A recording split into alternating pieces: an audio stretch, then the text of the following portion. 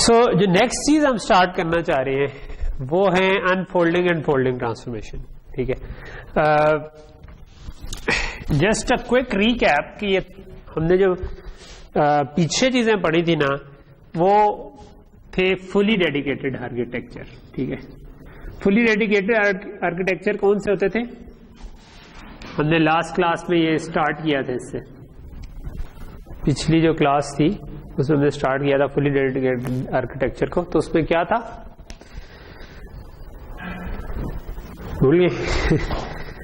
यानी क्या वो जल्दी भूल जाते हो, पढ़ के नहीं आते कुछ, थोड़ा सा एफर्ट पुट करें, हालात अच्छे नहीं जा रहे। ठीक है, ओके। सो हमने ये एक चीज की थी कि हमने कहा था कि हमारा जब सैंपलिंग क्लॉक और जो सिस्टम क्लॉक है जिसपे हम प्रोसेसिंग कर रहे हैं, अगर वो क्या हो तो फुली डेडिकेटेड आर्किटेक्चर होते हैं, बराबर हो, ग्रेटर देन इक्वल हो, ये तो याद होगा, अब तो हिंट आ गया। अगर ये दोनों बराबर हो, अगर ये दोनों बराबर हो तब हम क्या कर सकते हैं कि जिस स्पीड पे आपके पास डाटा इनपुट पे आ रहा था आप उसी स्पीड पे प्रोसेस कर रहे थे। ठीक है, सो तब हम क्या कर सकते हैं कि जो एल्गोरिदम के अंदर मेरे पास डाटा फ्लो ग्राफ था वो कह रहा था कि अच्छा इनको मल्टीप्लाई कर दो, ऐड कर दो, कुछ कर दो, हमने कहा इसके लिए मल्टीप्लायर लगा दो, इसके लिए एडर हार्डवेयर में लगा लो, तो ये काम होना शुरू हो जाएगा। अगर फीड फॉरवर्ड है, तेज करना है, तो दरमियान में रजिस्टर्स डाल देंगे। ठीक है, तो ये काम हम कर रहे थे फुली डेडिकेटेड आर्किटेक्चर में। मैंने लास्ट टाइम इसकी एग्जांपल भी आपको बताई थी कि फॉर एग्जांपल हो सकता है कि मेरे पास एनालॉग टू डिजिटल कन्वर्टर से जो सैंपल आ रहे थे वो डिफरेंट स्पीड पे आ सकती है। ठीक है, मैं आगे प्रोसेसिंग किसी और स्पीड पे कर सकता हूँ। लेट से कि ये 100 मेगाहर्ट्ज पे आ रहे थे और मैं इसको 100 मेगाहर्ट्ज पे प्रोसेस कर रहा था, तो जो भी मैंने एल्गोरिथम बनाना था उसका डाटा फ्लो ग्राफ बनाऊंगा, जिस तरह हमने पीछे डाटा फ्लो ग्राफ्स बहुत से देखे हैं, फिल्टर के, IIR फिल्टर के, FIR फिल्टर के। तो उस डाटा फ्लो ग्राफ को डायरेक्टली हार्डवेयर में कन्वर्ट किया और चला दिया। लेकिन अगर मेरे पास पीछे से जो डाटा आ रहा है वो 200 मेगाहर्ट्ज पे आ रहा है और मैं उसको चलाना चाहता हूं 100 मेगाहर्ट्ज पे, तो इसका क्या मतलब होगा कि मेरे पास एक वक्त में 2 सैंपल्स इकट्ठे आ रहे हैं। ठीक है, तो अब मैंने वही काम अगर करना है तो I need to figure out a way कि वही काम हो रहा हो, यही काम हो रहा हो, लेकिन अब मेरे पास पीछे से 2 सैंपल्स आ रहे हैं। ठीक है, तो ऑब्वियसली ये मैंने सिर्फ एक साइड बनाई है, लेकिन मैं अगर किसी कांस्टेंट से मल्टीप्लाई कर रहा हूं, किसी कांस्टेंट को ऐड कर रहा हूं इसके साथ, फिर तो मैं ऐसे 2 लगा लूंगा। ठीक है, लेकिन अगर मुझे इसका रिजल्ट चाहिए, ये वापस जा रहा है, ये कोई ऐसा काम हो रहा है, अब मैं क्या करूंगा? ठीक है, तो ये अब अगर मेरे पास एक सेकंड में, एक साइकिल में एक के बजाय 2 सैंपल आ रहे हैं तो मुझे क्या चेंजेस करनी पड़ेंगी? ठीक है, तो I need to process 2 samples in parallel. ठीक है, तो तब उस केस में हमें करनी पड़ती है पैरेलल प्रोसेसिंग। ठीक है, और पैरेलल प्रोसेसिंग जो है ना, इसी को हम कहते हैं अनफोल्डिंग। ठीक है, तो अभी जो हम करने लगे हैं वो ये करने लगे हैं कि अगर हमारे पास ज्यादा सैंपल्स इकट्ठे आ रहे हैं, ठीक है, तो तब हम उनको कैसे प्रोसेस करें, तो उसको हम कहते हैं अनफोल्डिंग। तो हम डाटा फ्लो ग्राफ के अंदर क्या चेंज लाएं जिससे वो स्टिल वही काम करता रहे। ठीक है, अच्छा, बाद में हम पढ़ेंगे फोल्डिंग। फोल्डिंग इसका ऑपोजिट है। फोल्डिंग इसका ऑपोजिट है कि अगर मेरे पास जो सैंपल आ रहे थे, लेट से वो 50 मेगाहर्ट्ज पे आ रहे, ठीक है, तो जो और मेरे पास मैंने उनको प्रोसेस करना है 100 मेगाहर्ट्ज पे, तो 100 मेगाहर्ट्ज पे प्रोसेस करने का मतलब है कि मेरे पास हर सैंपल को प्रोसेस करने के लिए 2 साइकिल्स हैं। तो अगर मेरे पास 2 साइकिल हैं तो मैं चीजों को रीयूज कर सकता हूं। लेट से कि अगर मैंने इसके बाद भी कोई मल्टीप्लाई करना था और उसके बाद भी कुछ ऐड करना था, तो what I can do is कि मैं एक ही मल्टीप्लायर और एडर लगाऊं, एक साइकिल में पहले 2 काम कर लूं, अगले साइकिल में दूसरे 2 काम कर लूं। तो उसके लिए मुझे हार्डवेयर में क्या करना होगा, वो कहलाता है फोल्डिंग ट्रांसफॉर्मेशन। ठीक है, तो अभी जो हम करेंगे वो अनफोल्डिंग से स्टार्ट होंगे। अनफोल्डिंग जो कि पैरेलल प्रोसेसिंग और अनफोल्डिंग बेसिकली एक ही चीज है। जी हाँ जी, जरूरी नहीं, ये तो मैंने अभी आपको समझाने के लिए कि स्पीड इस तरह की है वो बताया। एक्चुअल में आप कई दफा जरूरी नहीं है कि फोल्डिंग ट्रांसफॉर्मेशन के थ्रू ये काम कर रहे हो। एक्चुअल में हम ये करते हैं कि दरमियान में जो हमने कान प्रोसेस नेटवर्क जिस तरह पढ़ा था ना, तो हम जो फाइफोस लगा सकते हैं ना, वो मल्टी रेट फाइफो भी हो सकते हैं। फाइफो ज्यादातर ऐसे होते हैं जो कि इनपुट किसी और क्लॉक रेट पे ले सकते हैं और आउटपुट किसी और क्लॉक रेट पे निकाल सकते हैं। तो हम दरमियान में कई दफा इट डिपेंड्स, अगर तो आपका एफपीजीए बड़ा है, ठीक है, और आपके पास प्रोसेसिंग का कोई इश्यू नहीं है, ठीक है, फिर आप कई दफा फुली डेडिकेटेड आर्किटेक्चर ही बना लेते हैं, ठीक है, और क्योंकि वो इजी टू डिजाइन है, ठीक है, और उसके बाद आप पीछे जो रेट कन्वर्जन हैं वो फाइफोस के थ्रू कर लेते हैं कि फाइफो पे इनपुट आ रही थी और रेट पे, आउटपुट किसी और रेट पे जा रही है, तो हम उसको कर लेते हैं। लेकिन पैरेलल प्रोसेसिंग के लिए स्टिल आपको ये काम करना पड़ेगा। जो स्लो वाला है उसके लिए आप फुली डेडिकेटेड बना सकते हैं, लेकिन अगर आपको एक सेकंड में, एक साइकिल में ज्यादा सैंपल्स आ रहे हैं, फिर वो काफी नहीं होंगे, ठीक है, फिर आपको कुछ पैरेलल में डिजाइन करना पड़ेगा।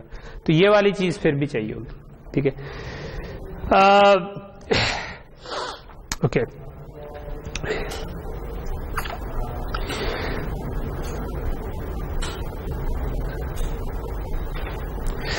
अच्छा, ये वैसे डिजाइन एग्जांपल सी थी, आई थिंक मैं इसको स्किप कर सकता हूं क्योंकि हमने कम्युनिकेशन सिस्टम वगैरह का पढ़ा हुआ था थोड़ा सा, लास्ट टाइम भी हमने डिस्कस किया था। तो सो बेसिकली एक आपके जहन में जो अगर ख्याल आ रहा हो कि यार ये क्यों मुख्तलिफ होगी फ्रीक्वेंसीज या क्या, वो डिपेंड करता है आप किस प्रॉब्लम को सॉल्व कर रहे हैं, ठीक है। तो आपने नाइक्वेस्ट थ्योरम तो पढ़ा हुआ आपने, है ना।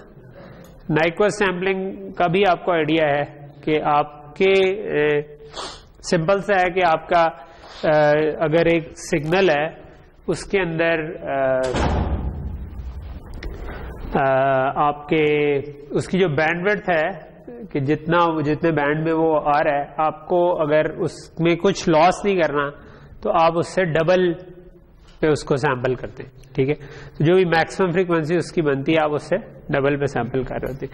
तो मोस्ट ऑफ द टाइम जो आपका कम्युनिकेशन सिस्टम है ना, वो कुछ इस किस्म का चल रहे होते हैं, ठीक है, कि आपका एक एंटेना लगा होता है, एंटेना के आगे अगर ट्रांसमीटर और रिसीवर सेम है, जो कि most of the time same होते हैं, तो डुप्लेक्सर लगा होता है जो कि ट्रांसमीटर और रिसीवर के दरमियान डुप्लेक्स कर रहा होता है कि जिस वक्त ट्रांसमिट हो रहा हो तो ट्रांसमिट हो, अदरवाइज रिसीव हो। और फिर आपका आरएफ का हार्डवेयर होता है जो कि इसको फीड इन कर रहा होता है ट्रांसमिशन के लिए डाटा, और इधर से उठा रहा होता है रिसेप्शन के लिए। अमूमन इधर कोई फिल्टरिंग करने के बाद आप जो आपका इंटरेस्ट का बैंड है जिसको आप फ्रीक्वेंसी में उठाना चाहते हैं, आप उसको फिल्टर आउट करते हैं ताकि बाकी की जो सब कुछ खत्म हो जाए, और वो उठाकर आप नॉर्मली आरएफ जो है ना वो इसको किसी डाउनवर्ड फ्रीक्वेंसी पे ले आता है, ठीक है। यानी कि इसके भी मल्टीपल आर्किटेक्चर्स हैं, ठीक है। एक आर्किटेक्चर ये है कि आप इनको दो स्टेजेस में तोड़ के, अगर 5 गीगाहर्ट्ज पे था तो आप उसको पहले कोई 1 गीगाहर्ट्ज पे लाएं और उधर से उठाकर फिर मेगाहर्ट्ज पे, 100 मेगाहर्ट्ज पे, 70 मेगाहर्ट्ज पे, 30 मेगाहर्ट्ज पे, डिपेंडिंग ऑन के क्या बैंडविड्थ चाहिए आप उस जगह पर ले जाएं। और जब आप उस पर ले जाएंगे तो उसके बाद आप उसको एनालॉग टू डिजिटल कन्वर्टर से गुजार दें, ठीक है। एक और तरीका ये यूज हो रहा है कि जो कि रिसेंटली आ रहा है, इसको कहते हैं सुपर हेटेरोडाइन रिसीवर, कि जिसमें आप 2 स्टेजेस में करते हैं। एक और आपका जो तरीका यूज हो रहा है वो ये भी हो रहा है कि आप इसको डायरेक्ट बेसबैंड में भी ले आते हैं, ठीक है। तो अब नई आईसीज ऐसी भी आ गई हैं जो कि अप टू 5-6 गीगाहर्ट्ज के सिग्नल को उठाकर बेसबैंड में डायरेक्ट ले आती है, ठीक है।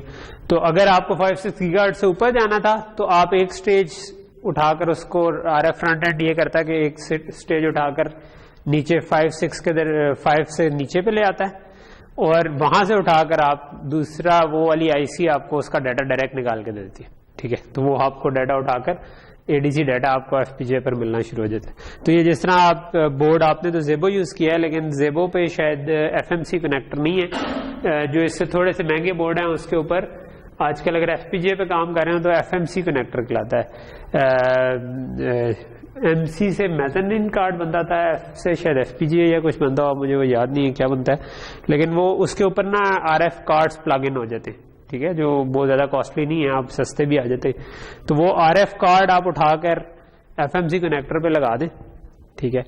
तो उस आरएफ कार्ड में मतलब जो ये डायरेक्ट कन्वर्जन वाली आईसीज हैं, तो उसके आगे आप एंटेना लगा दें तो आप ट्रांसमीटर रिसीवर पूरा चला सकते हैं एफपीजे के थ्रू, कि आप इधर से डाटा दें डैक वाला, जो ये डैक वाले पाथ से आना है, ठीक है, और वो उसको कन्वर्ट खुद ही कर देगा ऊपर, और जो रिसीव पाथ है वो आपको डिजिटल डाटा आपको आउटपुट कर देगा। यानी कि ये जो पूरा काम है ना, ये एक ही आईसी भी कर देती है आजकल। इनफैक्ट अब ये भी हो रहा है, अब वैसे ये भी हो रहा है कि ये पूरा काम ही एक एफपीजे कर दे। जो नए एफपीजे आ रहे हैं ना, जिनको आरएफएसओसी शायद कहते हैं, ठीक है, वो भी मार्केट में मतलब ऑब्वियसली हमारी लैब्स में नहीं आए, लेकिन प्लान है, मेरा ख्याल है इस ईयर ही आना शुरू हो जाएंगे, जिनमें ये जो मैं आईसी की बात कर रहा हूँ जो डायरेक्ट कन्वर्जेंस कर देती हैं, वो वाला पार्ट भी एफपीजे के अंदर ही उन्होंने डाल दिया, ठीक है, कि आप सीधा सीधा जो है ना आगे बस एंटीना लगाएं या कोई वो थोड़ा सा आरएफ फ्रंट एंड लगाएं जो चीज़ों को एम्पलीफाई या कर सके रिसीवर साइड पे या ट्रांसमीटर साइड पे, और बाकी का जो काम है ना वो सीधा आप एफपीजे पे कर लें अप टू फ्यू गीगाहर्ट्ज, ठीक है। तो वो आपको ये पूरी की पूरी चेन के साथ मिक्स सिग्नल आईसी जिनको कहते हैं, जिनमें एनालॉग पार्ट भी है और डिजिटल पार्ट भी है। तो ये वाला पार्ट जो है ना, जो एडीसीज और डैक्स के इस तरफ है, this is called analogue part, और इस साइड वाला जो है वो डिजिटल पार्ट है, क्योंकि उस जगह पर आपके पास सैंपल्स आ गए। तो ये भी अब होना शुरू हो गया। क्या बहुत यूज किया जाता है? नहीं, फीडबैक तो नहीं यूज किया जाता, फीडबैक कोई जरूरी नहीं। अब आपने कोई जो ट्रांसमीटर बनाया जो रियल सिस्टम्स में, वो तो अब मैं इधर से अगर बात कर रहा हूं तो वो किसी और फोन पे जाके सुनी जाएगी, वो मेरे फोन पे फीडबैक तो नहीं होगी कभी भी। यानी कि मैंने अगर कॉल मिलाई है तो ये कम्युनिकेशन सिस्टम है ना, तो मेरा एडीसी हुआ, फिर किसी हायर फ्रिक्वेंसी पे गया, बेस स्टेशन पे गया, और ऑब्वियसली बेस स्टेशन ने कहीं और भेजा वो जो भी, तो दूसरी तरफ जहां पर रिसीव होना था जिस पे, वो मेरा सिस्टम तो नहीं है, तो फीडबैक तो नहीं हो रहा।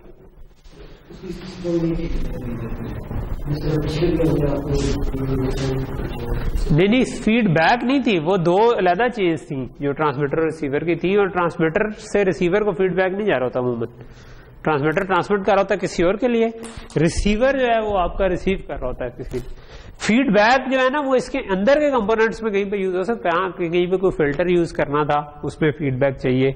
जो फेज लॉक लूप है वो एक लूप है, ठीक है, जो कि फेज को लॉक करने की कोशिश करेगा। इसी तरह जो टाइमिंग रिकवरी और कैरियर रिकवरी के लूप्स हैं, ठीक है, कि वो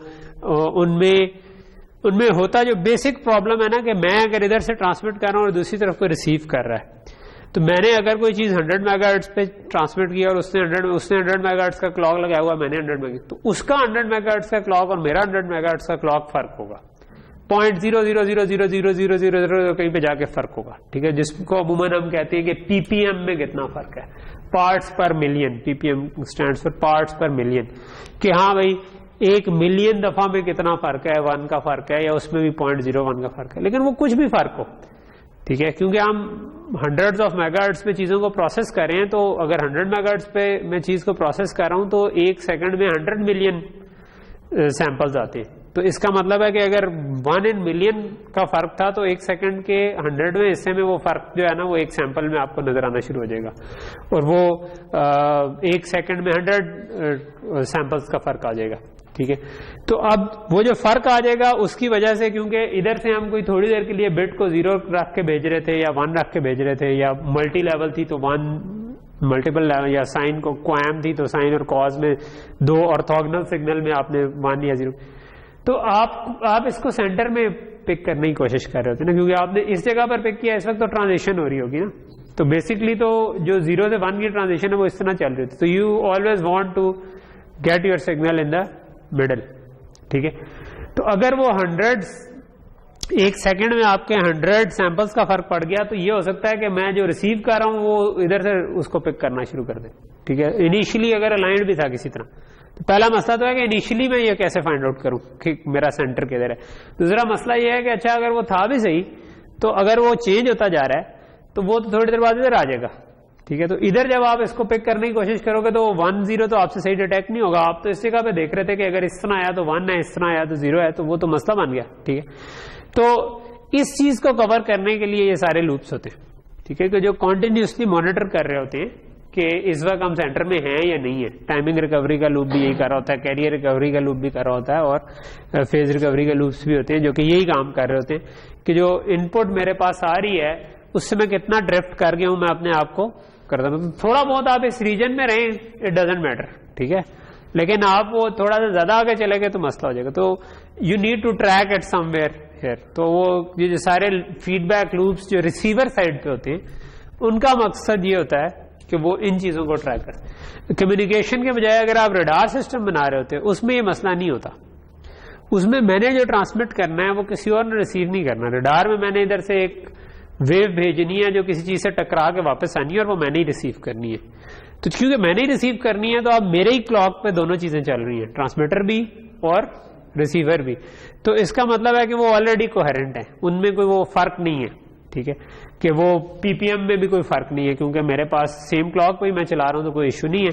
तो ये चीजें ड्रिफ्ट नहीं करेंगी ओवर टाइम, ठीक है। तो इसलिए रडार्स में जो आपका होगा उसमें ये वाले लूप्स लगाने की जरूरत नहीं होगी, कैरियर रिकवरी और फेज रिकवरी, ये कम्युनिकेशन मिल गई। बाकी करने को प्रॉब्लम एक ही तरह का करते आप यही है कि कोई चीज मॉड्यूलेट करके वहां पे भेज देंगे, वहां से रिसीव होके आएगी और आप उसको डीमॉड्यूलेट करके देखेंगे ये क्या। हाँ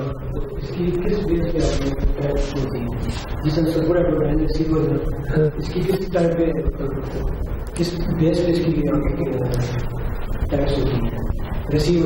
नहीं, ये तो मैंने एक टाइप बताई ना। एक ये टाइप है कि जिसमें आप डायरेक्ट कन्वर्जन कर दें, डायरेक्ट बेस बैंड पे लें जीरो फ्रीक्वेंसी पे। एक ये टाइप है कि आप उसको स्टेजेस में तोड़ कर लें, तो उसको हम अमूमन सुपर हेटेरोडाइन रिसीवर कहते हैं। हाँ नहीं, बेस्ट क्यों नहीं होती, हर एक के अपने प्रोज एंड कॉन्स हैं, ठीक है, जो फायदे नुकसान दोनों के अपने अपने। और ट्रेंड अभी डायरेक्ट कन्वर्जन की तरफ ज्यादा जा रहा है, ठीक है। ऑब्वियसली जब आप बेस बैंड पे जाते हैं तो आपके दो सैंपल्स आना शुरू हो जाते हैं, आई और क्यू, ठीक है, क्योंकि जब आप पास बैंड में होते हैं तो तब आपको 2 सैंपल्स की जरूरत नहीं होती आपके लिए। मतलब बेसिकली आप रियल पार्ट उठा रहे थे ना सिग्नल का। अगर मैं इसके बजाय इसको बेस बैंड पे ले जाऊंगा तो अब इसका जो ये कॉम्प्लेक्स सिग्नल बन जाएगा, ठीक है। तो ये आपके पास आई और क्यू डेटा आ रहा होता है, इस केस में आपके पास रियल पार्ट ही काफी है। तो जब आप इसको बेस बैंड पे ले आएंगे तो फिर आपके पास डेटा रेट जनरली डबल हो जाता है जिस पे आप उठा रहे होते हैं, कि यानी कि आपको 2 सैंपल्स उठाने पड़ेंगे। तो कई लोग इस वजह से नहीं करना चाह रहे होते, ठीक है। लेकिन नए सिस्टम में मैंने देखा है कि एक और इमेज फ्रीक्वेंसी का भी मसला होता है कि जो आपने उठा कर लाना होता है वापस, वो उसके लिए क्या होता है कि आप बेसिकली तो ये करते हैं ना कि इससे मल्टीप्लाई करेंगे तो ये दोनों तरफ आ जाएगा, ठीक है। तो अगर मैं इसको इस तरह मल्टीप्लाई करूं कि इसकी एक इमेज इधर बने तो दूसरी तरफ से भी इमेज इस तरफ बनेगा ना, तो वो जो इमेज दूसरा आता है वो एक दूसरे को खराब कर सकते होते हैं। उसके भी कुछ तरीके होते हैं, ठीक है। सो मैं उतना वेल वर्स नहीं हूँ डिजिटल कम्युनिकेशन में क्योंकि काफी पहले पढ़ी थी, बट जो डायरेक्ट कन्वर्जन में ये इस किस्म के आई क्यू इम्बैलेंस के मसले या इस किस्म की चीजें आती हैं जिनके जो कि अब सॉल्व हो जाते हैं। तो दोनों तरह के रिसीवर मैंने तो देखे हैं, जितने मैंने सिस्टम बनाए उनमें इस तरह वाले भी थे, उस तरह वाले भी थे, मतलब दोनों तरह के। या जो मैंने दूसरे बने बनाए पढ़े हैं उनमें भी दोनों तरह के यूज हो रहे हैं। तो आप ये नहीं कह सकते कि एक इनमें से जरूर बेहतर है, ये डिपेंड करता है कि आप जो चीज डिजाइन करना चाह रहे थे उसकी रिक्वायरमेंट्स क्या थी, ठीक है। तो कहते हैं दोनों तरह के सिस्टम इन प्रैक्टिस यूज हो रहे हैं, ठीक है। सो एनीवे, ये जो इसको दिखाने का मकसद था ना, वो दिखाने का मकसद ये था कि जब आप इसको डाउन कन्वर्ट करके लेके आ जाते हैं, ठीक है। सो लेट से कि मैं उसको इंटरमीडिएट फ्रीक्वेंसी में लेकर गया, ठीक है। तो मैंने सिस्टम अपने सिग्नल को ले आया लेट से 40 मेगाहर्ट्ज पे, ठीक है, और लेट से ये +20 -20 मेगाहर्ट्ज। तो अब मुझे इसका जो मैक्सिमम जहां तक ये आ रहा था उससे डबल पे सैंपल करना है ना, ठीक है। तो मुझे आई नीडेड जो भी लेट्स से 60 तक आ रहा था तो मुझे इसको 120 मेगाहर्ट्ज पे सैंपल करना चाहिए, ठीक है। सो 120 मेगाहर्ट्ज पे सैंपल करना फिर मेरी सैम्पलिंग रिक्वायरमेंट बन गई, ठीक है। इसको जब मैं सैंपल करके ले आऊंगा अपने पास तो मैं इसको दोबारा बेसबैंड पर ही लेके जाऊंगा एफपीजे के अंदर। तो जब बेसबैंड पे लेके जाऊंगा तो वो लेट से +20 -20 तक आ गया। तो अब मैं इसको 40 मेगाहर्ट्ज पे प्रोसेस भी कर सकता हूँ, ठीक है। तो इसका मतलब है कि मैं इसके आगे स्लो रेट पे भी चीज को चला सकता हूँ, ठीक है। तो व्हाई नॉट मैं ऐसा करूँ, क्योंकि स्लो रेट पे चलाना इजी है मेरे लिए। हाई रेट पर टाइमिंग मीट करना ज्यादा मुश्किल होगा, एफपीजे पे मैं उनकी टाइमिंग मीट करने के चक्रों में पड़ा रहूंगा। तो व्हाई नॉट कि मैं इसको फिर स्लो रेट पर ही चलाऊं। तो ये वाली चीज जो है ना कि ये इसको शो करने का मतलब ये था कि आपके इधर से सैंपल रेट कन्वर्जन के बाद जो आपकी बनता है ना, वो आपकी बैंडविड्थ पे डिपेंड कर रहा होता है कि कितना बैंडविड्थ है इसकी। तो आप उससे ट्वाइस के ऊपर इसको सैंपल कर, उससे ट्वाइस रेट पर इसको चला सकते हैं, ठीक है। तो सिस्टम के अंदर डिफरेंट क्लॉक्स फिर चल रहे होते हैं। कुछ क्लॉक जो है वो इस रेट पे सैंपल करना तो 120 मेगाहर्ट्ज पे होगा, इससे आगे मैं किसी स्लो रेट पे कर सकता हूँ। तो एक से ज्यादा क्लॉक्स अक्सर सिस्टम्स में एग्जिस्ट करते हैं, ठीक है। इसको चलाने के भी फिर आगे तरीके, जिस तरह हमने जिंक वगैरह को अभी यूज किया है, तो हमारा 650 मेगाहर्ट्ज के करीब आर्म का प्रोसेसर चल रहा है। तो लेट्स से कि मैं उसके साथ ये सिस्टम लगा रहा हूँ, तो what I would like to do is कि मेरे पास ये वाला जो एडीसी से डाटा आ रहा है ये किसी स्ट्रीमिंग इंटरफेस पे आए, ये रैम में किसी जगह पर लिखा जाए, और जिंक जो है वो रैम से पढ़कर इसको प्रोसेस करता रहे, ठीक है। तो ये हो सकता है कि मैं इसमें फिर हम लगा दें जो AXI DM में था, जो serial to memory map conversion करता था, कि जिसमें आप जैसे इधर से डाटा है वो रैम में एक फिक्स बफर में लिखवाता जाए, और जो आपका आर्म का प्रोसेसर है वो उस बफर से उठाता जाए और इसको प्रोसेस करता रहे, ठीक है। So you need to make sure कि आप प्रोसेस उससे फास्ट कर रहे हैं जिस स्पीड पर लिखवाया जा रहा है, ठीक है। ओके, तो एंड पे चीज ये है कि आपको ना एनी केस ये करना पड़ जाता है बाज केसेस में कि आपको डिजाइन को अनफोल्ड करना पड़े, बाज केसेस में आपको फोल्ड करना पड़े। फॉर एग्जांपल हो सकता है कि आप जो प्रोसेस करना चाह रहे हैं वो आजकल एडीसी भी गीगाहर्ट्ज की रेंज में आ रहे हैं, ठीक है। तो आप डायरेक्ट मतलब बेसिकली ये जो डायरेक्ट कन्वर्जन वाले रिसीवर्स बने उनकी वजह ये भी है कि आपके एडीसी हाई स्पीड के आना शुरू हो गए। सो आप हाई स्पीड पर ही उसको डिजिटल में कन्वर्ट कर लेते हैं और उसके बाद आप उसको डाउन कन्वर्ट करके नीचे ले आते हैं। लेकिन लेट्स से कि मेरे पास 1 गीगाहर्ट्ज पे सैंपल्स आ रहे हैं और एफपीजीए पे मैंने चलाना है 200 मेगाहर्ट्ज पे, ठीक है। तो अब मेरे पास एक साइकिल में 5-5 सैंपल आ रहे होंगे, ठीक है। लेट्स से मैं ऑसिलोस्कोप भी बनाने की कोशिश कर रहा हूँ जो सिंपल एफएफटी करके दिखा दे बाकी। तो अब मेरे पास 5-5 सैंपल आ रहे हैं इकट्ठे, जिनको मैंने वहां पर फिर मुझे अनफोल्डिंग की जरूरत पड़ेगी, ठीक है। अच्छा, अनफोल्डिंग सॉफ्टवेयर में भी बात हो जाती है और हार्डवेयर में भी हो जाती है। जब सॉफ्टवेयर में करते हैं ना उसको हम लूप अनरोलिंग कहते हैं, ठीक है। सो फॉर एग्जाम्पल आपके पास अगर इस किस्म का कोई कोड लिखा हुआ था जिसमें आप कह रहे थे कि ये एक 2 एरेस को मल्टीप्लाई करके ना उनका जो रिजल्ट आता है उनको ऐड किए जा रहा है, तो मल्टीप्लाई करके ऐड किए जा रहा है। तो आपके पास एक एरे ए है, एक एरे बी है, तो आप क्या कर रहे हो कि इस एरे के पहले एलिमेंट से मल्टीप्लाई करते हो और उसके बाद रिजल्ट एक जगह पर लिखवा दिया। उससे अगली दफा आपने अगले 2 एलिमेंट को मल्टीप्लाई किया और वो इसी में ही ऐड कर दिया, ठीक है। यानी इसी को प्लस करके वापस इसमें लिखो। तो ये चीज चल रही है कि सम को 0 से इनिशियलाइज करो, AI BI को मल्टीप्लाई करो, A0 B0 को फिर A1। अच्छा, अब एक नॉर्मल प्रोसेसर के ऊपर अगर हम चल रहे हो तो फिर तो ठीक है ये कोड। लेकिन अगर मैं किसी ऐसे प्रोसेसर पे चला रहा हूं जिसमें मेरे पास पैरेलल में मल्टीप्लायर्स मौजूद है, जिस तरह जो सिग्नल प्रोसेसिंग वाले आपके प्रोसेसर्स होते हैं, DSP प्रोसेसर्स, उनमें आपके पास 4 या 8 हो सकता है मल्टीप्लायर मौजूद है जिनको आप पैरेलल में कह सकते हो कि यार इन सब को इकट्ठे मल्टीप्लाई कर दो, ठीक है। तो उस केस में फिर ये वेस्ट कर रहा होगा टाइम, क्योंकि ये तो एक मल्टीप्लिकेशन एक दफा में कर रहा है। तो उस केस में फिर हम लूप अनरोलिंग करते हैं, ठीक है। और लूप अनरोलिंग क्या करती है, उसमें आप ये कर सकते हैं कि आपने यही काम करना था, तो ये जो एरे थी इसके आप 4 लेट से इकट्ठे उठाए, 4 चीजों को 4 चीजों से मल्टीप्लाई किया और रिजल्ट 4 रजिस्टर्स में लिखवा दिया या 4 की एरे में लिखवा दिया। उसके बाद अगले 4 को 4 से मल्टीप्लाई किया, इसमें लिखवा, ठीक है। तो आपके पास एंड पे लूप जो है वो n टाइम्स चलने के बजाय n/4 टाइम्स चलेगा अगर 4 उठा रहे थे, ठीक है। तो एल इधर एल से मुराद है कि अनरोलिंग फैक्टर कितना है, ठीक है। तो इसके इसमें 4 का था, अगर 8 वाला होता तो फिर हम 8 से अनरोल कर देते। तो अगर ये 4 का था लेट से, तो अब आपने अगर 100 की एरे थी, 100 साइज की एरे थी, तो अब पहले आपका लूप 100 टाइम्स चल रहा था, अब वो सिर्फ 25 टाइम्स चल रहा है, तो ये फास्ट हो गया, ठीक है। तो डीएसपी प्रोसेसर इस तरह चीजों को फास्ट कर रहे होते।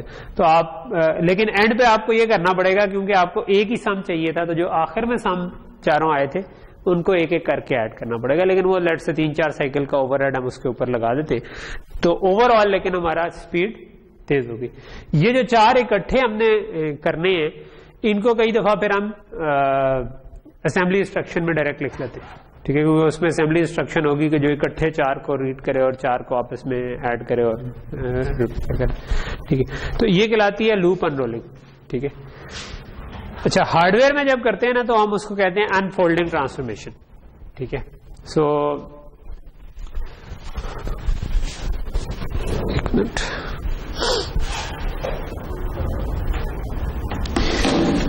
हम इसकी एक सिंपल सी एग्जांपल लेकर के चलते हैं कि अनफोल्डिंग ट्रांसफॉर्मेशन क्या है, ठीक है। सो फॉर एग्जांपल आपका ना ये जो ऊपर ग्राफ है ना, ये आपके पास कोई डाटा फ्लो ग्राफ के अंदर ना आप कोई एक ऑपरेशन कर रहे थे यू और एक ऑपरेशन कर रहे थे वी, और दरमियान में लेट से के 4 रजिस्टर थे, ठीक है। सो अब मुझे कोई कहता है कि यार मैं इसको 3 टाइम्स अनफोल्ड करना चाहता हूं, ठीक है। 3 टाइम्स अनफोल्ड का मतलब है कि मैं जो असल में एल्गोरिथम मुझे ये कहता था कि मैंने ये काम करना है, ठीक है, कि मेरे पास जो भी डाटा है उस पर ये कुछ प्रोसेसिंग करूं, उसके बाद मैं 4 साइकिल के इंतजार के बाद कुछ और प्रोसेसिंग करूं। लेकिन मेरे पास 3 सैंपल्स इकट्ठे आ रहे, ठीक है। तो अब मुझे ये काम एक एक सैंपल पे मैं नहीं कर सकता, क्योंकि असल में पीछे से जो डाटा रेट आ रहा है वही ज्यादा है, ठीक है। तो 3 सैंपल्स को इकट्ठे मैं कैसे प्रोसेस करूं, ठीक है। तो फर्स्ट ऑफ ऑल तो हम ये करते हैं कि हम ना 3 दफा U और V बना देते हैं, जो भी हमारे पास आ रहे थे इनको हम आपस में जोड़ रहे थे कि ये U है और ये V है, ठीक है।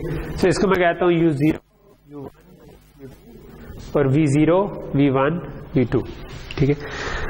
इसकी मैं डेरिवेशन आपको नहीं कराऊंगा कि ये किस तरह हो रहा है, लेकिन मैं आपको ये बता दूंगा कि क्या ट्रांसफॉर्मेशन है जो कि ये काम अचीव कर लेगी, ठीक है। सो जो अनफोल्डिंग ट्रांसफॉर्मेशन है ना, वो कहती है कि अगर 2 आपकी नोड्स है ना U और V in data flow graph, W number of delays, ठीक है, तो उसके बाद आपने ना इस तरीके से एजेस बनाने हैं कि आप UI को VJ प्लस W%J से कनेक्ट कर दें with J plus W by J delays, ठीक है। ये समझ नहीं आई होगी है ना, ये मैं भी समझाता हूं कि क्या है, ठीक है। अब मेरे पास 2 नोड्स आपस में कनेक्टेड थी, अगर मैंने पैरेलल प्रोसेसिंग करनी है तो ऐसी मैंने 3 कॉपी बना दी, 3 टाइम्स पैरेलल प्रोसेसिंग करनी। अब इंपॉर्टेंट चीज है कि मैंने किस नोड को किससे कनेक्ट करना है, ठीक है। क्या मैं इसको इससे कनेक्ट करूं, इससे करूं, इससे करूं, किससे कनेक्ट करूं और कितने डिलेज से कनेक्ट करूं, ठीक है। ओरिजिनल ग्राफ जो था वो कह रहा था कि इनके दरमियान 4 का डिले, ठीक है, कि ये U था, ये V था, इसके दरमियान 4 का डिले आ रहा था। तो ट्रांसफॉर्मेशन ये कहती है कि 2 चीजें आपने निकालनी है, एक कि किससे कनेक्ट करना है और दूसरा ये कि डिले कितने डालने। तो कहता है जिससे कनेक्ट करना है ना, उसके लिए आप क्या करें, J plus W reminder J ले लें, ठीक है। सो जिस तरह जो आपने U0 को, अब आपने V0 आपका J चल रहा था, ठीक है, तो अब आपने U0 को कनेक्ट करना था, तो स्मॉल J हो गया 0, ठीक है, प्लस W क्या है, W था कि ओरिजिनल नंबर ऑफ डिलेज जो थे उसके ऊपर वो थे 4, ठीक है। तो फिर इसने कहा कि इसका रिमाइंडर ले लें कि कितनी दफा आप अनफोल्ड करें, ठीक है। सो इसका आप रिमाइंडर ले लें कि आप कितनी दफा अनफोल्ड करें, तो हम 3 दफा अनफोल्ड करें, capital J is unfolding factor, ठीक है। तो ये बात आप समझ आ रही है। सो आपने क्या किया, 0 प्लस 4% 3 ले लिया, 4 का 3 से रिमाइंडर लें, ठीक है। सो 3 1 3 तो आपके पास 1 आ गया। इसका क्या मतलब हुआ कि आप इसको कनेक्ट कर दें V1 से, तो ये जो निकला है ना ये इंडेक्स है V का। तो ये आप अगर देखें ये क्या लिखा हुआ है VJ प्लस W, तो V का इंडेक्स बता रहा है कि UJ को किस वाले V से कनेक्ट करना है, ठीक है। तो यहां तक चीज क्लियर हो रही है। अच्छा, दूसरी चीज ये है कि डिले उस पर कितने डालें। अच्छा, इधर हमने रिमाइंडर लिया है, डिले डालने के लिए ना आप इसी पे रिमाइंडर के बजाय डिवीजन कर लें, ठीक है। सो मैं कहता हूं कि 0 + 4 ÷ 3, और सिर्फ डिवीजन ना करें, उसको फ्लोर भी कर दें, ठीक है। ये वाला साइन है फ्लोर करने का। फ्लोर करना तो सबको पता ना क्या है, कि अगर ये वैल्यू पॉइंट्स में आ गई, लेट से 3.5 आ गई, तो फ्लोर करेंगे तो 3 बन जाएगी, ठीक है। सो अब ये मेरे पास वैल्यू क्या बनती है 4 ÷ 3, ये इंटीजर डिवीजन है, ठीक है। सो 4 ÷ 3 1 पॉइंट समथिंग बनी, और उसको मैंने फ्लोर कर दिया तो मेरे पास आ गया 1। सो इसका मतलब है कि इसके ऊपर एक डिले लगा दें, ठीक है। सो ये बात समझ आ गई। अच्छा, ये वाला काम जो है ना ये सारों के साथ कर लें, ठीक है।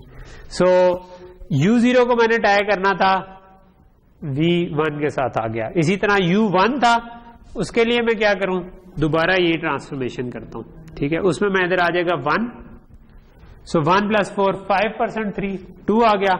इसका मतलब U1 को V2 से टाई कर, ठीक है।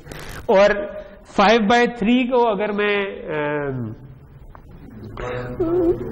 कहते हैं डिले उस पर देखूं कितना आएगा, 5/3 दोबारा 1 ही आएगा, तो उसको फ्लोर करूं 1 पॉइंट समथिंग आएगा, फ्लोर करूं तो वो है। इसका अंदर इसके ऊपर भी एक डिले, ठीक है। फिर अगला काम आ जाता है कि अच्छा 2 के साथ क्या करें। सो 2 + 4 क्या बना 6 रिमाइंडर 3, ठीक है। 6 का रिमाइंडर 3 लिया तो 0 आ गया, ठीक है। इसका मतलब है कि इसको मैं 0 से कनेक्ट कर दूं, और इसी तरह अगर मैं इनको डिवाइड करूं तो मेरे पास क्या बनेगा 6 ÷ 2 बनेगा। इसका मतलब इसके ऊपर मुझे 2 रजिस्टर लगा देने चाहिए, ठीक है। तो ये वाली स्लाइड आपको यही चीज बता रही है, ठीक है। सो इसमें थोड़ी सी गलती है कि इधर दोनों तरफ डिवीजन लिखी हुई है, तो एक तरफ आपका रिमाइंडर आएगा और एक तरफ डिवाइड करके फ्लोर आएगा, ठीक है। लेकिन एनी केस ये आपको जो मैंने बनाया कि इसके दरमियान एक रजिस्टर, इसके दरमियान एक रजिस्टर, और मैंने नीचे से घुमा के 2 रजिस्टर लगा दिए, तो ये वाले रजिस्टर जो है ना ये उतने ही रहते हैं जो आपके ओरिजिनल वाले ग्राफ होते हैं, ठीक जी। 6 ÷ 3 सही कह रहे हो, 2 आ जाएगा। सो यहां तक बात समझ आ गई, ठीक है। सो ये वाली ट्रांसफॉर्मेशन अगर आप कर लेंगे ना, तो इसका मतलब है कि अब आप 3 सैंपल्स को पैरेलल में प्रोसेस कर सकते हैं, ठीक है। कि 3 सैंपल इकट्ठे दिए और हर साइकिल में 3 सैंपल देते जाएं, और ये बाकी it will take care of itself, ठीक है। कि ये खुद ही उससे 3 आउटपुट्स भी निकालता जाएगा, ठीक है। तो ये कहलाती है अनफोल्डिंग ट्रांसफॉर्मेशन, ठीक है। ये एक बुक है केशव पेरी नाम है शायद उनका, ठीक है। केशव पेरी, ठीक है। इनकी सिग्नल प्रोसेसिंग की बेसिक डिजाइन या कुछ इस तरह है, तो आप गूगल करेंगे तो बुक आ जाएगी। तो ऑब्वियसली उसकी PDF नहीं आएगी, अगर आपने एक्चुअल में पढ़ना है तो you should by the book, और उसमें design of signal processing systems कुछ इस तरह का, क्योंकि ये सिग्नल प्रोसेसिंग सिस्टम्स के अंदर ये वाली ट्रांसफॉर्मेशन ज्यादा यूज होती है कि डाटा फ्लो ग्राफ से आप उठाकर इस पे ले जाते हैं, ठीक। ओके, सो यहां तक चीज क्लियर होगी। अच्छा, एक और एग्जांपल कर लेते हैं। फॉर एग्जांपल ये हमारा ग्राफ है, इसमें फीडबैक भी है, ठीक है। अभी तो वो वाला ग्राफ था जिसमें एक ही था, इसको हम सॉल्व करने की कोशिश करते हैं, ठीक है। ये थोड़ा सा बिटा हुआ उसके ऊपर, ये बेसिकली आपके पास ये ग्राफ है कि A से एक डिले के बाद B पे जा रहा है, और B से एक डिले के बाद C पे जा रहा है, और C से आपके पास A में वापस आ रहा है, ठीक है। सो अब इसको क्या करें, अगर आपने इसको 3 दफा अनफोल्ड करना है, ठीक है। सो आप 3 बना दें, A B C, A0 B0 C0 A1 B1 C1 A2 B2 C2, ठीक है। और अब आप इस पे क्या करें, अगेन वही वाली ट्रांसफॉर्मेशन लगाएं, ठीक है। सो आपके पास क्या था, A0 को किससे कनेक्ट करना है और कितना डिले डालना है। किससे कनेक्ट करना है, 0 प्लस J था, J प्लस W कितना है, A और B के दरमियान 1, ठीक है, और रिमाइंडर 3। तो क्या बचा, 1 रिमाइंडर 3 1 आ गया, ठीक है। तो इसका मतलब है कि इसको 1 से टाइप कर दो, और 1 डिवाइड बाय 3 क्या आ गया, 0 आ गया। तो इसका मतलब है इस पर डिले डालने की जरूरत नहीं है, ठीक है। फिर मैं यही काम करता हूं विद A1, तो ये 2 रिमाइंडर 3 क्या आएगा, 2 ही आ जाएगा,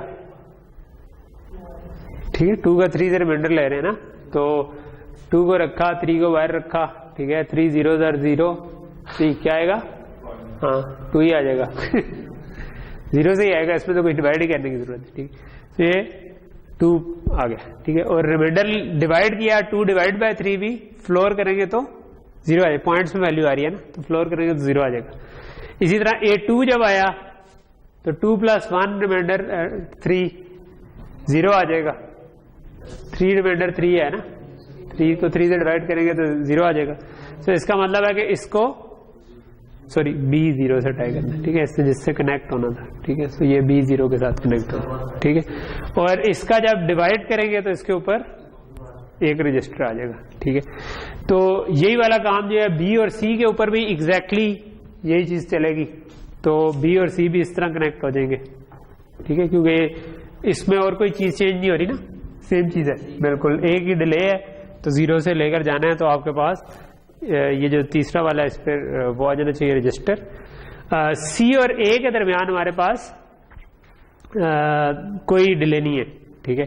तो इसका मतलब है कि C0 को अगर करना है तो मैं 0 प्लस डिले भी 0 है, रिमाइंडर 3, तो क्या आएगा, 0 आ जाएगा। इसका मतलब है C0 को A0 से टाई कर दूं, और 0 प्लस 0 डिवाइड बाय 3 करूंगा तो वो भी 0 आ जाएगा, तो उसके ऊपर डिले डालने की जरूरत नहीं है।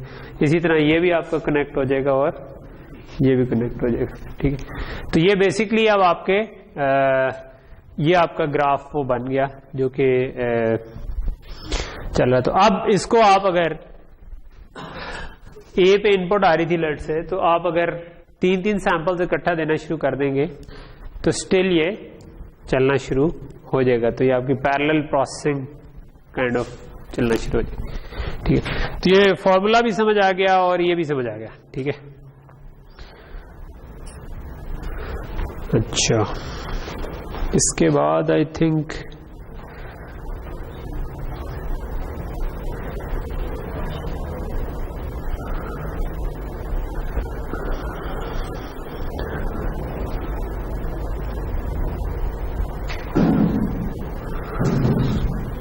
अच्छा, ये वाली एग्जांपल जो है ना, ये आपके ये क्या कर रही है कि आपका एक सेकंड ऑर्डर फिल्टर है और उसको फोल्ड किया हुआ, ठीक है। तो कि अगर आपके पास 2-2 सैंपल्स पैरेलल में आ रहे हो तो क्या करेंगे, ठीक है।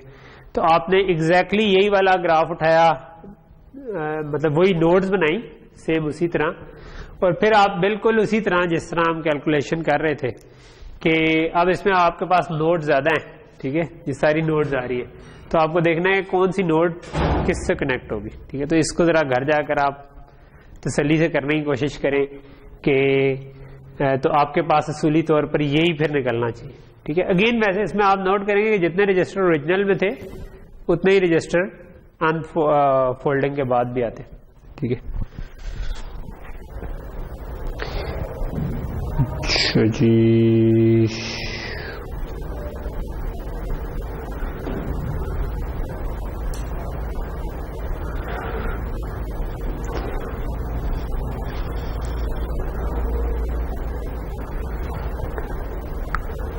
हाँ, एक ये भी आप कर सकते हैं कि रीटाइमिंग में हमने जैसा कि देखा था ना कि रीटाइमिंग में हमें ये मसला आता है कि आपके पास अगर फीडबैक पाथ है उसके अंदर अगर रजिस्टर जितने हैं उतने ही होते हैं, तो आप उससे कोई खास वो नहीं कर सकते, गेन लेना मुश्किल होता है। तो अगर आपके पास कोई ऐसा सर्किट था जिसमें आपके पास मल्टीपल रजिस्टर्स इस तरह के थे, तो आप उसको अनफोल्ड कर सकते हैं और दो दो सैंपल्स को पैरेलल में प्रोसेस करके फिर कुछ ना कुछ, क्योंकि फिर आप उसको हाफ रेट पे चला देंगे अगर, तो स्टिल आप उसको मूव कर सकते हैं। ठीक है, ये हम अनफोल्डिंग ही पढ़े थे ना, मुझे बात कर इन दोनों में मिक्स हो जाता है कि फोल्डिंग कौन सी थी और अनफोल्डिंग कौन सी थी। ठीक है, ओके, सो नेक्स्ट चीज आ जाती है फोल्डिंग। ठीक है, सो अनफोल्डिंग वाज सिंपलर। मैं कुछ कुछ एग्जांपल इधर छुड़वा रहा हूं क्योंकि इसमें कुछ और भी थी, वो आप स्लाइड से जाकर देख लीजिएगा। मेन जो है कि टेक्निक आपको समझ आ गई है। पेपर में इससे इस किस्म का क्वेश्चन आ सकता है मिड में कि मैं आपको कोई ग्राफ दे दूं और मैं उसको कह दूं कि इसको इतने टाइम्स अनफोल्ड कर दें। ठीक है, तो I will give you an assignment जिससे आपको आइडिया हो जाए और पेपर में फिर उससे डिफरेंट कोई क्वेश्चन आ जाएगा जो कि किसी और ग्राफ को अनफोल्ड करने को मैं भी आपको कह रहा हूँ। ठीक है, तो एक असाइनमेंट ड्यू है ना जिससे आपको थोड़ा ये चीज़ का आइडिया हो जाए कि जनरली क्वेश्चंस किस तरह के बनते हैं सिग्नल्स इस किस्म के पेपर में। तो वो मैं आपको कोई देख लूंगा पुराने पेपर से उठा के असाइनमेंट बना देती। ठीक है, अच्छा, फोल्डिंग इसका ऑपोजिट है। ठीक है, अनफोल्डिंग तो हमने देख ली। फोल्डिंग में क्या होता है, फोल्डिंग में थोड़ी सी उससे ज्यादा कम्प्लेक्सिटी है। फोल्डिंग में ये चीज है कि आपके पास जो सैम्पलिंग फ्रीक्वेंसी है वो कम है और आपकी जो सिस्टम क्लॉक है वो उससे तेज है। ठीक है, अनफोल्डिंग में क्या था कि सिस्टम क्लॉक स्लो था, सैम्पलिंग फ्रीक्वेंसी ज्यादा थी, ज्यादा सैंपल्स पर सेकंड आ रहे थे, पर साइकिल आ रहे थे, तो हमने डेटा फ्लो ग्राफ को रेप्लिकेट कर दिया और हमने देख लिया कि उसके साथ चीज चल जाती है। इसमें यह है कि आपके पास ज्यादा साइकिल्स मौजूद हैं और अब आपने उनको क्या करना है, तो अब आप ये कर सकते हो कि आप रिसोर्सेज को बचा सकते हो अपने पास। जिस तरह लेट्स से कि आपने ये वाली कैलकुलेशन करनी थी। ठीक है, कैलकुलेशन जो थी ना वो एल्गोरिदम में इस तरह थी कि x1 plus x2 plus ax3 multiplied by a2। तो आपने कहा कि अच्छा यार ये तो एक मल्टीप्लिकेशन a1 की x3 से हो रही है और एक एडिशन हो रही है, तो आपने कहा x1 x2 को ऐड करो, एक एडर लगा दो जो इन दोनों को ऐड कर रहा हो, ax3 एक मल्टीप्लायर लगा दो, फिर इन दोनों को आपस में ऐड करना है कि ax3 और x1 प्लस x2 को एक और एडर लग गया और फिर जो रिजल्ट आया उसको एक और मल्टीप्लायर से गुजार दिया। तो ये आपके पास अगर फुली डेडिकेटेड आर्किटेक्चर होता तो ये आपका डिजाइन रेडी था। फास्ट करना था तो हम इसको सिर्फ पाइपलाइन कर देते और हमारा काम हो जाता। अब लेट्स से कि मेरे पास जो इनपुट आ रही है वो हर 2 साइकिल के बाद आ रही है।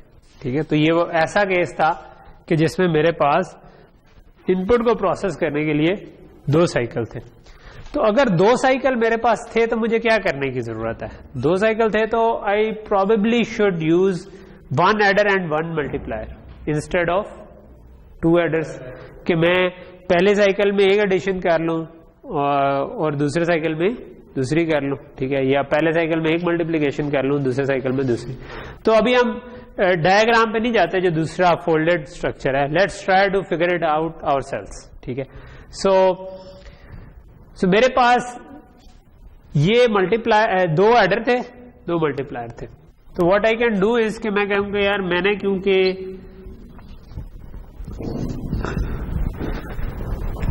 2 साइकिल हैं तो मैं एक एडर और एक मल्टीप्लायर लगा देता हूं। ठीक है, अच्छा, अब जो इक्वेशन है वो मुझे कह रही है कि मुझे x1 को x2 में ऐड करना है।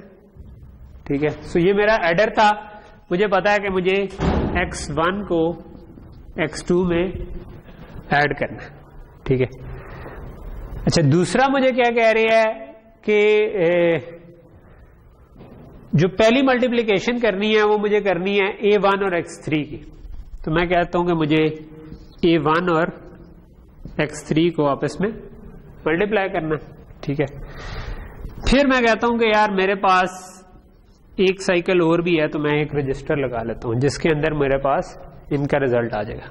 ठीक है, अब अगले साइकिल में मुझे क्या करना है, अगले साइकिल में मुझे ये वाली एडिशन और ये वाली मल्टीप्लिकेशन करनी है कि जो मैंने इन दोनों को ऐड करके उसको मल्टीप्लाई कर दिया है। तो पहले तो मैं चाहूंगा कि जो मल्टीप्लायर और एडर का रिजल्ट है ये दोनों आपस में ऐड हो सके। ठीक है, सो ये जो मेरे पास रिजल्ट आया अगले साइकिल में, मैं चाहूंगा ये दोनों ऐड हो सके। सो मैं इसको उठाकर एडर की इनपुट पे ले जाऊंगा और इसको उठा करके भी एडर की इनपुट पे ले जाऊंगा, लेकिन एडर तो उधर से टाइड है। तो जब उधर से टाइड है तो अब क्या कर सकता हूं, मल्टीप्लेक्सर लगा सकते हैं। मल्टीप्लेक्सर ये करेगा कि दो में से किसी एक को चूज कर लेगा। ठीक है, सो यहां पर मैं एक मार्क्स लगा देता हूं। ठीक है, मैं कहूंगा कि भाई पहले साइकिल में x1 x2 को लेना, दूसरे साइकिल में ये दोनों रिजल्ट्स को उठा लेना। ठीक है, तो ऑब्वियसली इन दोनों मार्क्स की सिलेक्ट लाइन मुझे किसी तरह कंट्रोल करनी है, लेकिन बट लेट्स से कि मैं किसी तरह पहले साइकिल में 0 और अगले साइकिल में 1 कर सकता हूं। ठीक है, तो ये हो जाएगा। ठीक है, और साथ मुझे दूसरे साइकिल में ये करना था कि ये जो एडिशन का रिजल्ट आया है इस पूरे का, इसको मुझे A2 के साथ मल्टीप्लाई भी करना था। तो मैं कहता हूं कि ये जो रिजल्ट आया है, ठीक है, इसको मुझे मल्टीप्लाई करना था विद A2। ठीक है, अगेन अब इधर मुझे क्या करने की जरूरत है, मल्टीप्लेक्सर लगाने की जरूरत है, क्योंकि एक साइकिल में मैं एक काम कर रहा हूं, दूसरे साइकिल में मैं दूसरा काम कर रहा हूं। ठीक है, सो अगेन इनकी सिलेक्ट लाइन भी कोई बनेगी फिर। ठीक है, तो जब ये 0 सिलेक्ट हुआ हो तो ये भी सारे 0 सिलेक्ट हुए हो, और जब ये 1 सिलेक्ट हुआ हो तो ये भी 1 सिलेक्ट हुआ हो, तो ये काम हो सकता है। तो ये बात समझ आ रही है? तो ये कहलाती है फोल्डिंग। ठीक है, फोल्डिंग में आप रिसोर्स यूटिलाइजेशन करवा रहे होते हैं, इंप्रूव के रिसोर्सेज कम लगे क्योंकि आपके पास एक काम करने के ज्यादा साइकिल्स मौजूद है। तो ये बड़ी इंपॉर्टेंट चीज है, बिकॉज कई दफा ऐसा होता है, जिस तरह आप अगर जेबो के ऊपर ही कोई सीरियस काम करने जाएंगे तो जेबो में ये प्रॉब्लम है कि ऑब्वियसली इसमें सिर्फ 80 मल्टीप्लायर्स हैं। ठीक है, छोटा बोर्ड है, सस्ता बोर्ड है, एकेडमिया के लिए रखा हुआ है कि चलो बच्चे उस पर काम करके सीख ले जिस तरह आप सीख रहे। लेकिन जब आप कोई सीरियस काम करना चाहेंगे तो हो सकता है कि 80 मल्टीप्लायर्स कम हो आपके लिए। ठीक है, आप बड़ा सा फिल्टर बनाना चाह रहे हो जिसमें ज्यादा मल्टीप्लायर कोई कोरिलेशन कर रहे हो कोई ऐसे, तो वहां पर आप ये कर सकते हैं फिर कि अगर आपका डाटा रेट ज्यादा नहीं है तो आप फोल्डेड आर्किटेक्चर बना लें। ठीक है, सो आप एक मल्टीप्लायर को यूज इस तरह कर लें कि वो कुछ काम एक साइकिल में करे, कुछ काम दूसरे, और इस तरह होता है। यानी मैं पिछले एक प्रोजेक्ट पे काम कर रहा था, उसमें यही मसला था कि हमारे पास जो एफपीजे पे जगह बची थी उसमें कोई मेरा ख्याल है कि 128 के करीब मल्टीप्लायर रह गए थे, और फिर हमने जो एक 32 मल्टीप्लायर थे आई थिंक। ठीक है, 32 या कुछ इतने मल्टीप्लायर थे, और हमारा एक ब्लॉक जो कोरिलेशन का था वही कोई 128 मल्टीप्लायर उसको चाहिए थे। लेकिन डाटा रेट इस तरह का था कि जो मेरे पास पीछे से इनपुट आ रही थी वो अगले मेरे पास 8 साइकिल थे वो करने के लिए। ठीक है, सो 8 साइकिल थे, तो इसका मतलब है कि अगर 4 साइकिल भी होते तो मेरे लिए काफी थे ना, क्योंकि 32 मल्टीप्लायर हैं, तो 32 मल्टीप्लायर को आप 4 साइकिल में करें तो इसका मतलब है कि हम उधर एक फोल्डेड स्ट्रक्चर बना सकते हैं जो कि ये काम कर ले।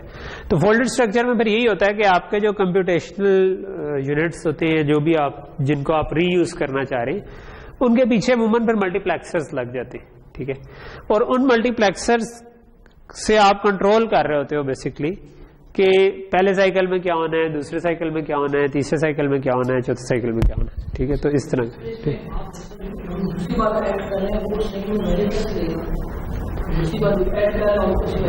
हमने उसी को यूज किया ना। नहीं, वो हमने रजिस्टर से नहीं उठाई ना, हमने रजिस्टर से पहले से उठा ली। अगर मैं रजिस्टर के बाद से उठा रहा होता तो फिर आनी थी बाद में। ठीक है, तो ये बहुत तेज नहीं चलेगा क्योंकि ऑब्वियसली इसमें सीरीज में आ रहे हैं एक, यानी इसका क्रिटिकल पाथ बन रहा है कि मल्टीप्लेक्सर, एडर, फिर इधर से इस मल्टीप्लेक्सर को फिर मल्टीप्लायर और आगे। ठीक है, लेकिन अगर आपने फास्ट करना है फिर आपको इसको तीन दफा फोल्ड करना पड़ेगा ना, क्योंकि अदरवाइज ये फिर 2 मल्टीप्लायर एडर से अगर चलाएंगे तो या 3 दफा फोल्ड कर लें। ठीक है, तो फिर काम कुछ होगा, तो फिर उससे आपके मल्टीप्लेक्सर्स ये बढ़ जाएंगे, यानी कि ये 3 to 1 बन जाएगा। ठीक है, तो ये आइडिया आपको समझ आ रहा है। ठीक है, अच्छा, अगर लेट्स से कि इसका कंट्रोल सिग्नल हमने असर्ट करना हो, यानी कि हम चाहते हैं ना कि हम चाह रहे थे कि पहली दफा जब 0 0 आए तो ये वाले x1 x2 हो जाए, 1 1 आए तो ये वाली साइड सिलेक्ट हो जाए, इसी तरह 0 0 पे ये सिलेक्ट हो जाए, 1 1 पे ये सिलेक्ट हो जाए। ठीक है, तो अब हम क्या चाहेंगे कि ये कंट्रोल सिग्नल जो आ रहा है ये तो मेरा ख्याल है अगर दोनों का सेम भी हो जाए तो कोई मसला नहीं है ना, क्योंकि जब मैं 0 दूं तो ये वाली साइड सिलेक्ट हो जाए, 1 दूं तो ये कहां से आ सकता है?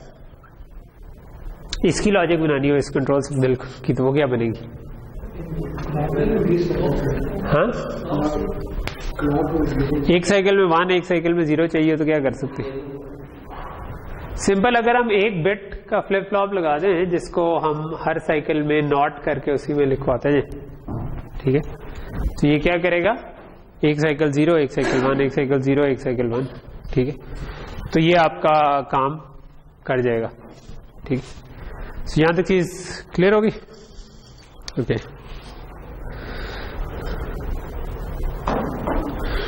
ठीक है जी। तो अगली हम एग्जांपल है हमारी FIR फिल्टर की। ठीक है, सो लेट्स से कि हमारा एक FIR फिल्टर है। अगेन हम स्लाइड्स को छोड़ते हैं 1 मिनट, और FIR फिल्टर हमने काफी दफा बनाया है ना, मेरा ख्याल है बहुत ही दफा हमने उसकी डायग्राम बोर्ड में बनाई है, तो मैं एक दफा फिर बना लेता हूँ। ठीक है, लेट्स से कि मेरे पास ये 4 टैप का FIR फिल्टर है। ठीक है, और तो आप बेसिकली 1 2 3 4 इनको किसी वेट से मल्टीप्लाई करेंगे।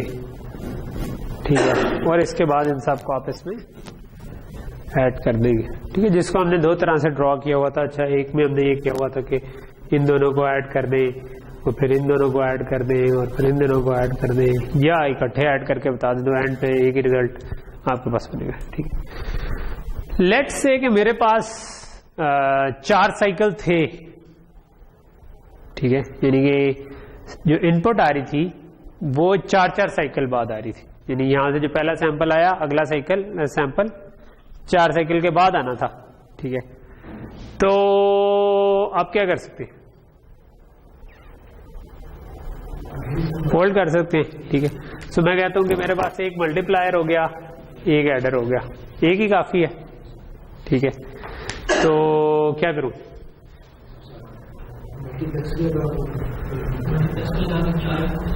सो इसके ऊपर भी मेरे पास 2 इनपुट्स हैं। चलो इसके ऊपर बना लूंगी, साइड में बना लूं, इस तरफ आ जाते हैं। ठीक है, बोर्ड पे कि मेरे पास ये मल्टीप्लायर है और ये एडर है लेट्स से।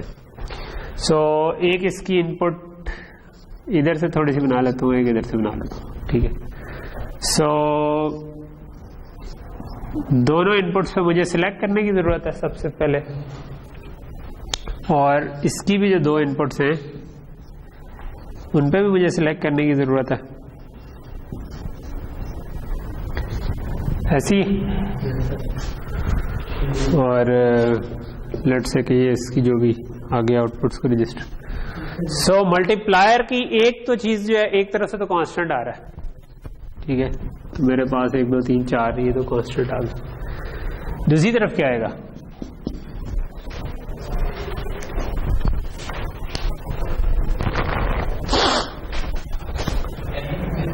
हाँ, दूसरी तरफ मुझे सैंपल्स चाहिए। ठीक है, सो मुझे जो आपके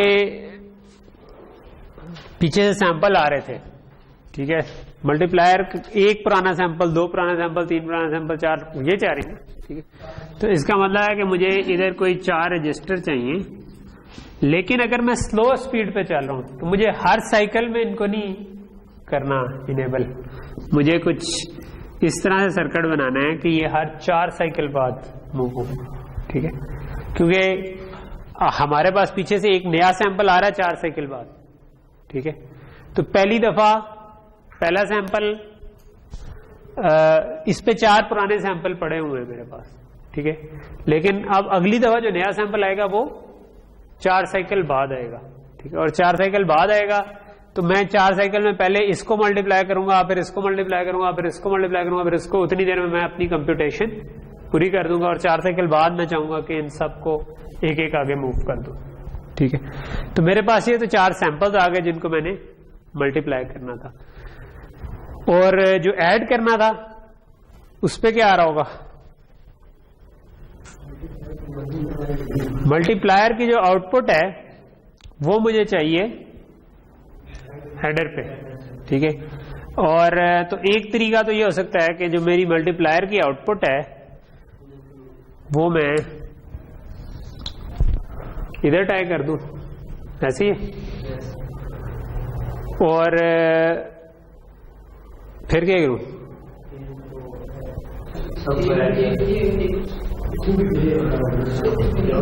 उसमें हम ये कर सकते हैं कि जो पुरानी वैल्यू है, ठीक है, इसको अगर मैं हर दफा 0 कर दूं और 0 करने के बाद ये करूं कि जो भी मल्टीप्लायर की आउटपुट आ रही है उसको इसमें ऐड करूं, अगली दफा दोबारा ऐड करूं, अगली दफा दोबारा ऐड करूं, अगली दफा दोबारा ऐड करूं, तो हर दफा इसमें ऐड तो मल्टीप्लायर की आउटपुट ही हो रही है ना।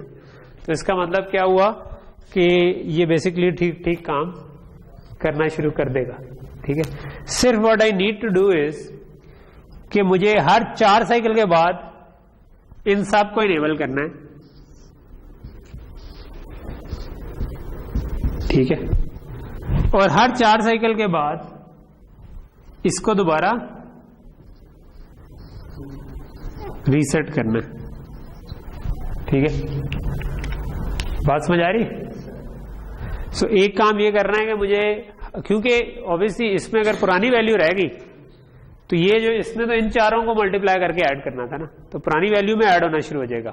एक्यूमुलेटर है ना, इसको हम एक्यूमुलेटर कहते हैं जो बार बार एक्यूमुलेट करता है वैल्यू। ठीक है, तो इसको हमें रीसेट करने की जरूरत है हर 4 साइकिल के बाद, और इसको हमें इनेबल करने की जरूरत है हर 4 साइकिल, क्योंकि हर 4 साइकिल बाद एक नया सैंपल आया, आपने इसको इनेबल कर दी।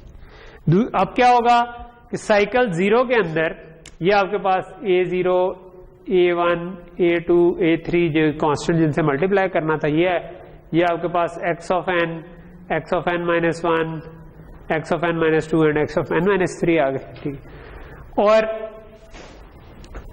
इसका कंट्रोल सिग्नल भी निकालने की जरूरत है। ठीक है, जो कि साइकिल 0 में 0 को 0 से मल्टीप्लाई करे।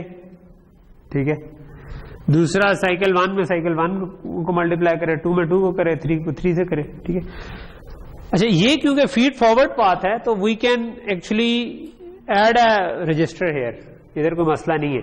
ठीक है, अगर मैं इसको एक रजिस्टर ऐड कर दूंगा तो आपकी आउटपुट एक साइकिल डिले हो जाएगी। इसमें फीडबैक आ रहा है, ठीक है, लेकिन इनमें फीडबैक इधर से इधर तक सारा फीड फॉरवर्ड पाथ है, तो I can actually add a register here. ठीक है, अगर मैं एक साइकिल का डिले। अच्छा, सो अब मुझे ये बताएं कि ये 3 मेरे पास कंट्रोल सिग्नल्स आ गए। ठीक है, ये कैसे जनरेट हो? बाद में हम ये थोड़ा ज्यादा यूज करेंगे कंट्रोल सिग्नल्स और डाटा पाथ की टर्मिनोलॉजी, क्योंकि अमूमन ये जो डाटा जो जिस पाथ को फ्लो कर रहा हो ना उसको हम कहते हैं डाटा पाथ, और फिर ये जो ऐसे सिग्नल जो कंट्रोल कर रहे हैं उस डाटा को उसको हम कहते हैं कंट्रोल सिग्नल्स। ठीक है, सो आगे जाके हम उनको कंट्रोल और डाटा की ज्यादा डिवीजन बनाना शुरू करेंगे, लेकिन अभी अगर आप क्रूडली सोचें तो क्या हो सकता है जो कि इसको इस सिलेक्ट लाइन को कंट्रोल कर सके?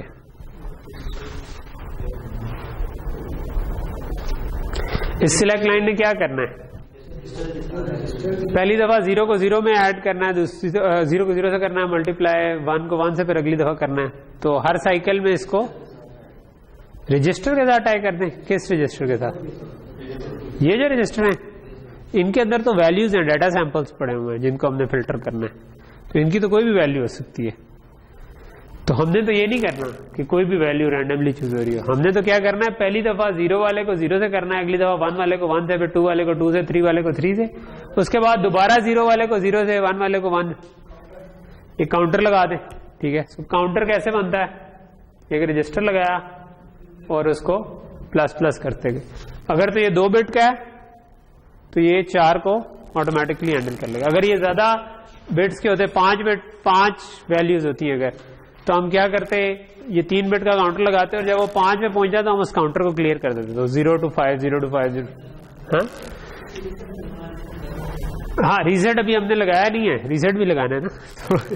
तो मल्टीप्लेक्सर की लाइन तो आ गई, अब इनका क्या करें? ये इनेबल और रीसेट।